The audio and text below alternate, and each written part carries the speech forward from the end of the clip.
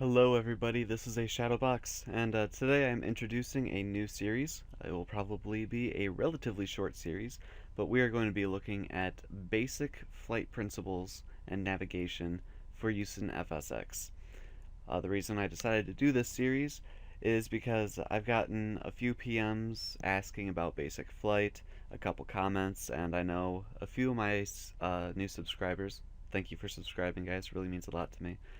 Um, but I know some of you are not necessarily very familiar with VOR navigation, especially. Or maybe you're just starting off in Flight Sim, brand new. Maybe you're returning after a long hiatus like I did. But anyway, hopefully this series will help you get off the ground. Alright, so this this segment of the series, or I guess this first episode of the series, will be broken into two parts. The first part will consist of cockpit route planning and then cockpit familiarization of the Cessna 172, the default Cessna 172 in FSX, taxiing to the runway, taking off, and that will be the end of part 1. Part 2 will include the actual cruise in flight.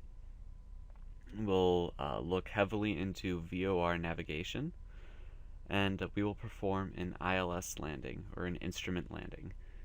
So let's go ahead. First things first, we need to set up our route. So we are going to be flying from Metcalf Airport in Toledo, Ohio. Coincidentally, Metcalf is now known as Toledo Executive Airport. And we are going to be flying to Kalamazoo, Michigan.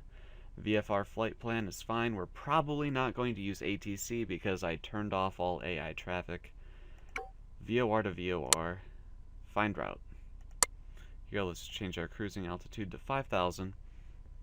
And you can see this is the route it gave us. Now, I hope you have a pen and paper ready, or something to write with. It doesn't have to be a pen. Obviously, I'm not going to know what you used to write with.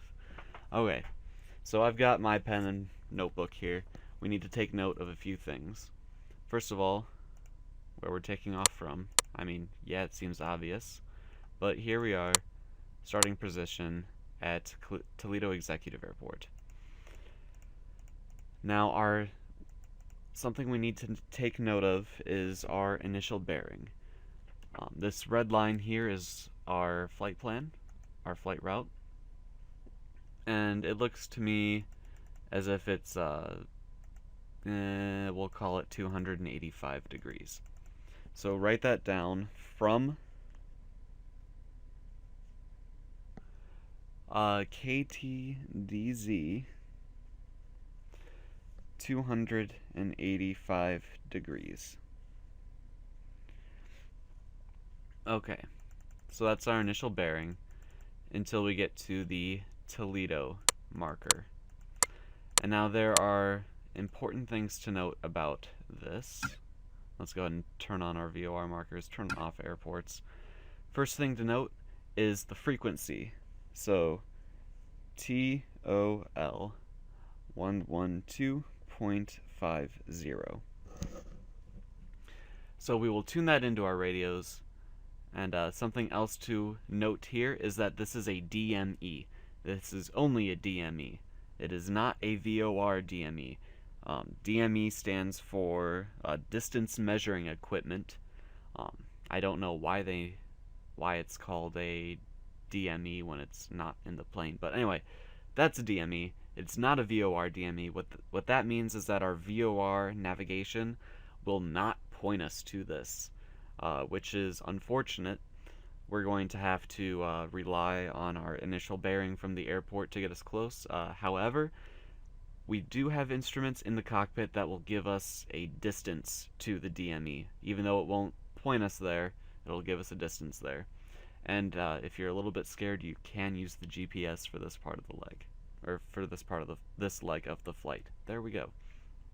Okay, and now from Toledo, go back to writing this down. From Toledo, we are going to be flying a heading of That looks to be about 310 degrees. So we'll write 310 degrees. Oh, I should probably say this in case you don't know. The compass is divided into 360 degrees. North is known as both 0 degrees and 360 degrees. East is 090 degrees. South is 180 degrees. And west is 270 degrees. Okay, glad we got that straightened out. Okay, next waypoint is LFD here. So we'll take note, LFD. The frequency is 111.20. And if we hover over here, see, this is a VOR, which is excellent. Ignore this here. LFD is a VOR, which means our instruments in the cockpit will point to it, which is fantastic. And remember, I will go through how to set all that stuff up in the actual flight. Okay, and now we're going to fly a heading from LFD of, that looks to be about 290 degrees to me. And I'm just estimating here. I kind of have a bit of experience with drawing and stuff, so I can estimate angles pretty well. If you want, you can get a full circle protractor and hold it up to your screen if you want to be really accurate. But there is another way, using your GPS to get precise angle measurements, and I'll show you that once we're in the cockpit. Anyway, next point is Keizu, the airport. So we will actually tune to this. So next point, Keizu 109.0. Excellent. Now there is something else we need to check here at Kalamazoo. We are going to land at runway 35. So let's, sorry, not click on that. Let's click on the actual airport, and we get facility information here. We need to, we're not going to worry about this stuff yet. We are looking at our runway we're landing on, 35. So let's take note of that. Our W35 frequency is 110.9 and heading is 354 degrees. So here is what I have written down, and I would suggest you write it down too. From KTDZ 285 degrees. Next line, TOL 112.50 degrees. Or sorry, 112.50, 310 degrees. LFD 111.20, 290 degrees. KAZO 109.0. RW35 110.9, 354 degrees. Alright, so let's OK this. OK. Save. Yes. Move my plane, please. I'm going to change the time so we can actually see decently. And I will see you guys in the cockpit. Alright guys, here we are in the cockpit of the Cessna 172. Let's go ahead and do some cockpit familiarization. I am going to be using the add-on EasyDock just so I can move around the cockpit better and give you better views of everything that's going on. So here we have our main instrument display. This is obviously the outside reference temperature, the current time. Here we have your current fuel quantities in the left and right fuel tanks. This is your oil information, temperature and pressure. You want those in the green values during normal flight. Here's your fuel flow, and EGT, which stands for, let me think for a minute, exhaust gas temperature. That's it. Okay. And then this VAC and AMP here. AMP, that's the amount of amps flowing through the electrical system, and VAC is vacuum I believe that's the vacuum.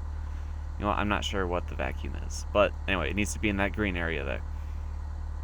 Alright, and now for the flight. Now for these here. This is your speedometer. You want to keep it in the green, yellowish area, preferably green. This white area here indicates the maximum operating speeds for your flaps, so keep that in mind. This is your turn coordinator. When you bank the plane, if I was to bank the plane to the right, the wing would dip down to the right here. If I was to bank the plane to the left, the wing would dip to the left. And you want to use your rudder controls to keep this ball centered here, and that will give you a nice smooth turn. This is your attitude indicator. As you pull the nose back, this knob will rise, and as you push the nose down, it will sink. A standard climb, I believe each of these lines is 5 degrees. A standard climb is at about 11 degrees, I believe.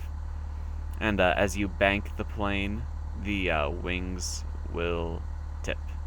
Well, the wings don't actually tip, the background here tips.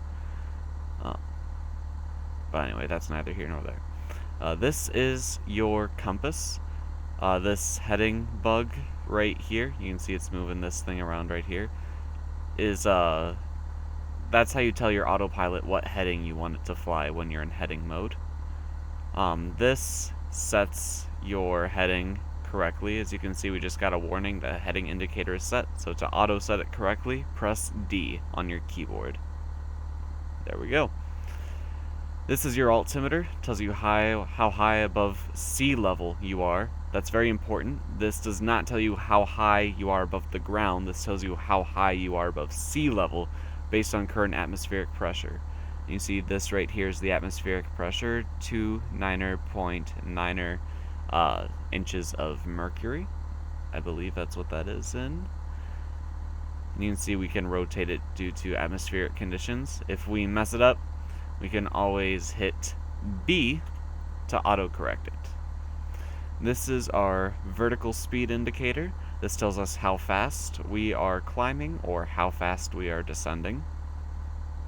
This down here is our engine RPMs. We want it in the green. I usually don't like to exceed 2500. This is our NAV1 display and NAV2 display and our ADF. We will use these for our VOR navigation. I do not in this flight, we will not be using the ADF, which stands for Automatic Direction Finder. I'm not entirely sure how to use that. I know that is this part of the radio stack here. But I will let you know when I figure that out. Let's go to the next view. This is the radio stack. We have our communications here, COM1 and COM2. COM1, this is the active radio or radio frequency, and this is the standby radio frequency. We can change that by clicking here. The same thing with COM2. This is navigation 1, so these frequencies, and this is standby and this is active, will affect the behavior of this gauge right here. I guess it's not a gauge, compass, I guess. And this is nav2, same thing with the standby switch, that affects this gauge here, or compass, VOR display, whatever you want to call it. This is the component for the ADF, which we already talked about. We're not going to be using it this flight. This here is the DME. This tells you how far away your next waypoint is. You can set this using this switch here to get its data from NAV1, R1, or NAV2, R2. This is your transponder. This is what sends your signal to ATC. So if we were going to use ATC, they would give us a squawk code, and this is what we would change this to match that. Though 90% of the time, FSX will automatically change this for you. The only time I can think of when it will not change it for you is when you cancel a flight following. It will not reset your squawk code to 1200. And this is our autopilot. we can set an altitude hold. We'll go ahead and set one for 5,000 feet. Pressing HDG down here will enable a heading hold on whatever we tell it to hold over here. A nav hold will tell it to follow the current course based on either our navigation radios, or if we push this button, it will follow our GPS. APR is our approach. Once we are established on the glide slope, it will follow the glide slope down for us automatically. We will talk more about that when we get to our landing segment. I'm not sure what this is. And altitude hold. VS is vertical speed, so the autopilot will attempt to hold a vertical speed of 700 feet per minute. On to the next view. This is our electrical and lighting panel. This says pilot heat, but I think it's supposed to be pitot heat. P-I-T-O-T. That's what it is in most airplanes. If we jump outside here, and let me just, again, I'm moving the camera around like this with the EasyDock add-on. Alright. You see this thing right here sticking out from the wing? This thing right here? That is the pitot tube. Now the pitot tube is neat. What it does is it uses atmospheric pressure around it as well as air flowing into it to give you your indicated airspeed. So it's important that you keep that warm and keep it from freezing up. So that's why I believe FSX or Microsoft made an error, called this pilot heat. It should be pitot heat. Anyway, and if you are a real Cessna 172 pilot, or know a real Cessna 172 pilot, please tell me if in the real aircraft, if that says pilot or pitot heat, because I am not a real pilot, so I don't know what the real aircraft says. I am an aeronautical engineering student, so I think it should be pitot heat, but again, I'm not a real pilot. I don't know what the actual airplane says. Okay, this is the avionics master switch. If we turn this off, you can see our radios will go out, and you should have seen the ADF here just swinging around. Obviously we will leave that on.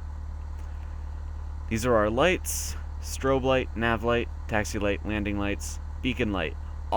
Beacon light is always on whenever your engine is on. Lights, I believe these are as required. So, it's the middle of the day, we don't really need any. Except I think it is, again, real pilots, or actually, if you know better than me, I think you need to have your landing lights on whenever you are below 10,000 feet. Well, from the time you get on the runway to the time you land on the runway, if you're below 10,000 feet. This is our auxiliary fuel pump. This is only on when we're starting the engine. FSX default starts with the engine on, so we don't really need to worry about that. These are fuses. None of these are animated in FSX. These are our master switches, our battery master switch and our alternator master switch. Those regulate the electricity flowing through the aircraft. Those are both on, which is good. These are the magnetos, which is the aircraft's equivalent to an ignition. What the magnetos do, they use magnets and rotation around a copper coil to generate electricity, and that's what starts the engine going. So there's two, a right and a left magneto. Normal aircraft operation calls for both magnetos to be in use, so everything is good there. And I don't have a view set up for this, so we'll just pan over here. This is your flaps indicator. You can see when I push the button on my joystick for the flaps, it moves. This is your throttle. And this is your mixture lever. Now, the mixture lever, when it's pushed fully in, it is in full rich mode. And when it is pulled out, about to here, it's in lean mode. And I'll explain the differences. Well, I guess I can do it now.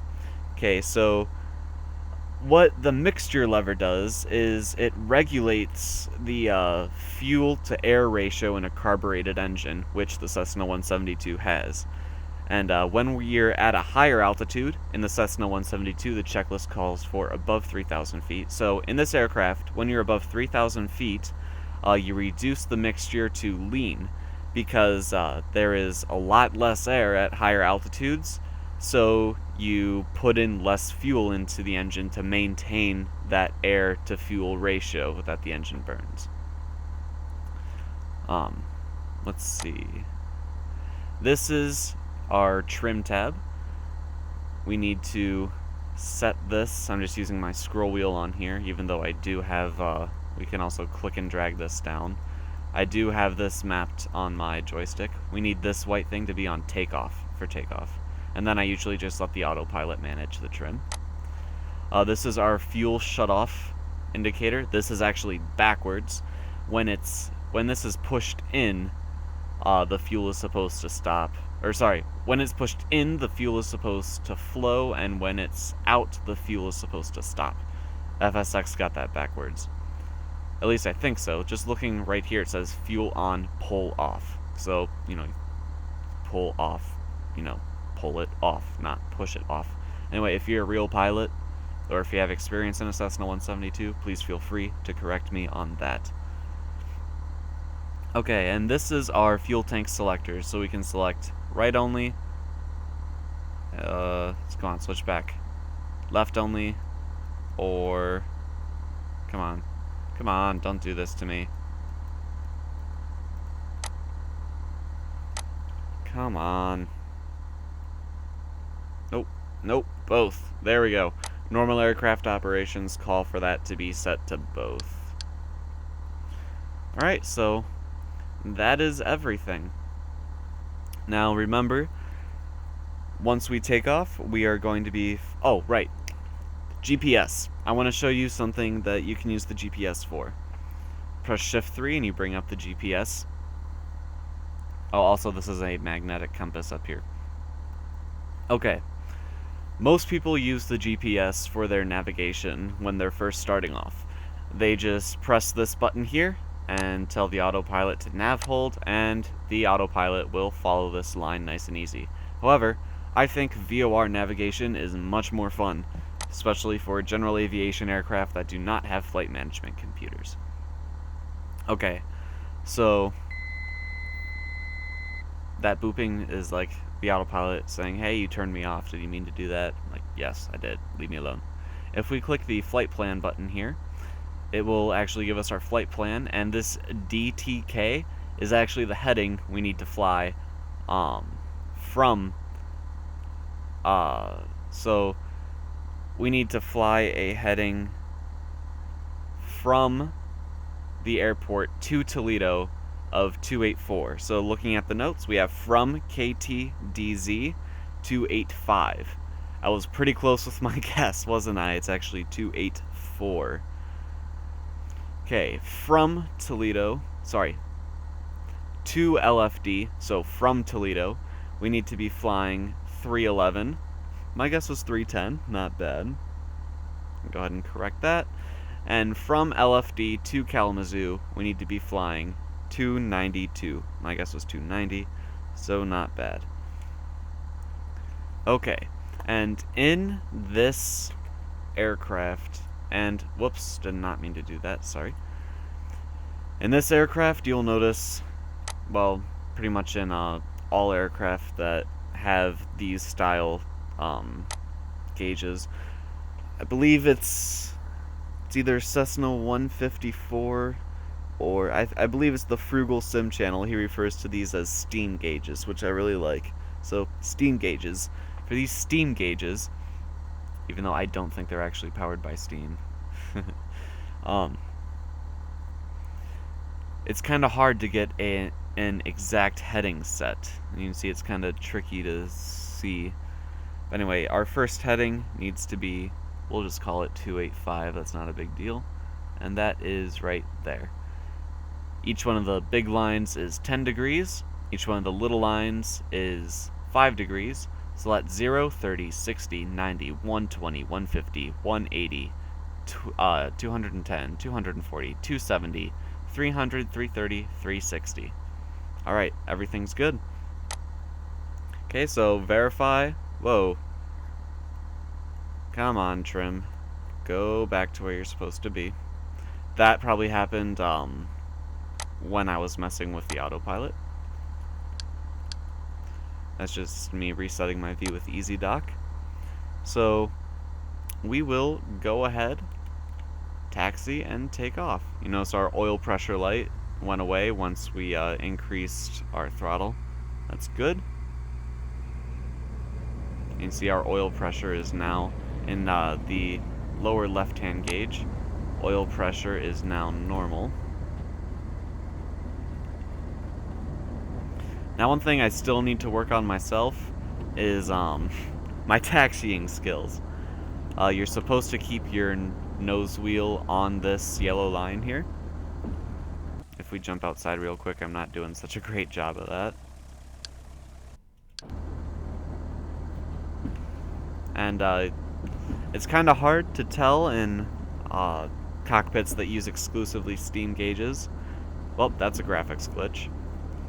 I've been getting that a lot lately. If you guys know how to fix that, could you please let me know? It's pretty annoying. Anyway, with steam gauges, it's kind of hard to know your exact speed, especially your ground speed. Excuse me. Because you don't really get an accurate reading until you're up to 40 knots, and when you're on the ground, you're supposed to limit your ground speed to below 20 knots. So, yep, that's kind of an issue. Okay, now since we don't have any other traffic here, I am going to do something that is not FAA approved. I'm just going to take off from the middle of the runway. Now, proper procedure would be to taxi all the way down to the start of the runway. It's not that far, right there. But I'm tired and I kind of want to get this video done. This is my fourth attempt at recording this video without something like crashing or somebody coming over. Well, okay. It's been a long day. Anyway, so we have our flaps set to 10 degrees. And full power.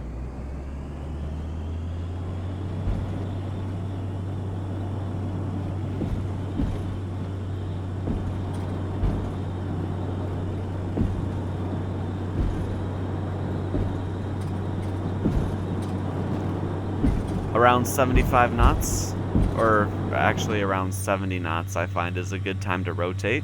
The checklist calls to rotate around 55 knots, but that really does not work.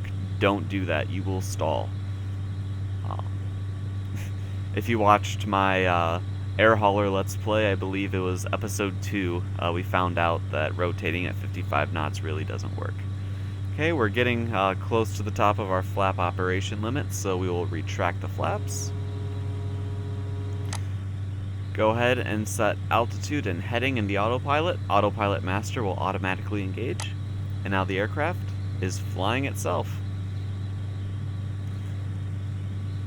Alright, I am going to show you how to tune the nav radio. Actually, no I won't. No I won't. We will save that for the next video. So I'll pause it here. And next video, we will go over VOR navigation and ILS landings. Hope to see you then. Thanks for watching. I've been A Shadowbox. This is FSX Basics. Have a good one, guys.